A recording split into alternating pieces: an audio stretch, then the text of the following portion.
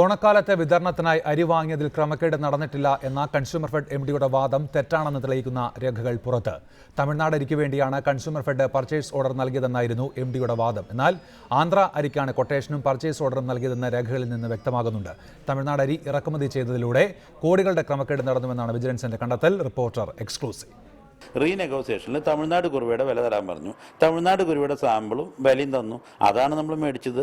ആ ചാക്കിന്റെ മുകളിലൊക്കെ തമിഴ്നാട് കുറുവാന്നാണ് പറഞ്ഞിരിക്കുന്നത്. പർച്ചേസ് ഓർഡറിൽ തമിഴ്നാട് കുറുവാന്നാണ് പറഞ്ഞിരിക്കുന്നത്. അത് തന്നെയാണ് വന്നിരിക്കുന്നത്.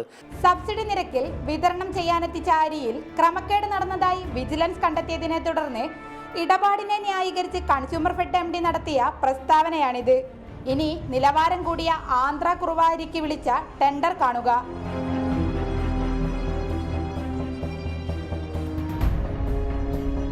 ടെൻഡറിന് ശേഷം നടത്തിയ നെഗോഷിയേഷനിലാണ് ബ്രാൻഡ് മാറ്റാൻ തീരുമാനിച്ചതെന്നാണ് എംഡിയുടെ ന്യായീകരണം.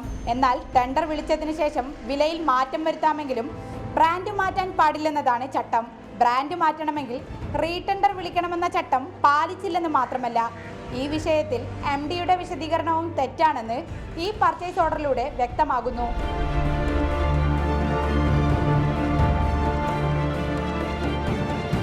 ടെൻഡറിൽ പറയുന്ന ബ്രാൻഡിന് മാറ്റം വരുത്തിയാൽ കമ്പനിയുമായുള്ള കരാർ റദ്ദാകുമെന്നാണ് ഈ രേഖ വ്യക്തമാക്കുന്നത്.